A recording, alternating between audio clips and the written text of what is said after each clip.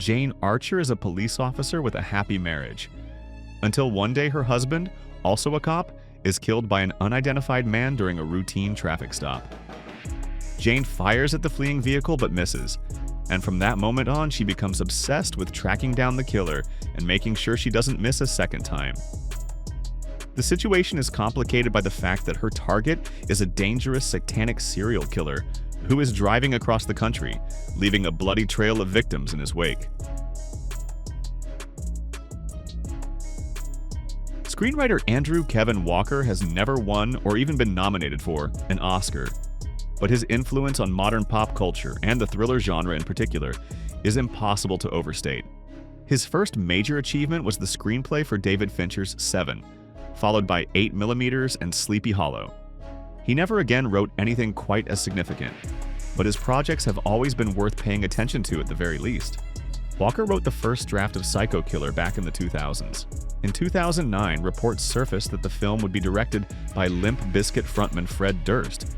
But by the early 2000s, the director's chair had been taken over by Gavin Polone, a first-time director but a highly experienced producer whose resume includes numerous notable thrillers.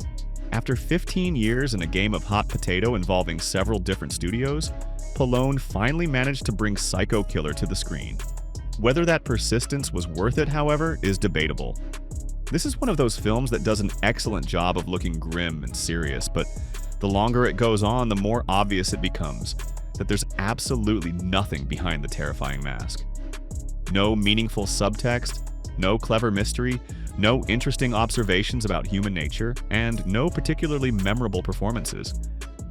At its core, it's a single-celled thriller about an invincible maniac traveling from point A to point B, murdering random people on schedule until he can finally come face-to-face with the woman pursuing him.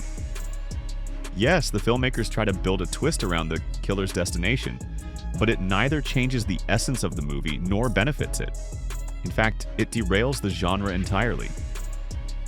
In the climax, what began as a horror slasher centered on a psychological duel suddenly transforms into a police action film, as if Scott Adkins or Jean-Claude Van Damme might show up at any moment to help Georgina Campbell's heroine.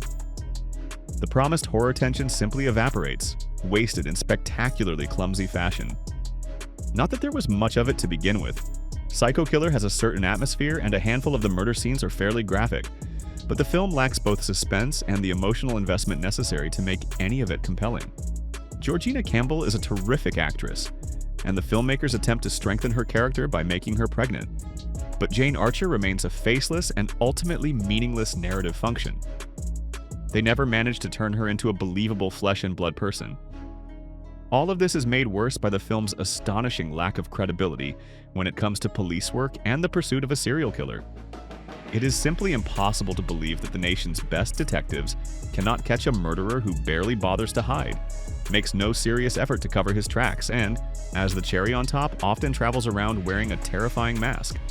None of this feels like horror, thriller, or drama. It's more like a silly cartoon wrapped in attractive packaging, but completely devoid of anything interesting underneath.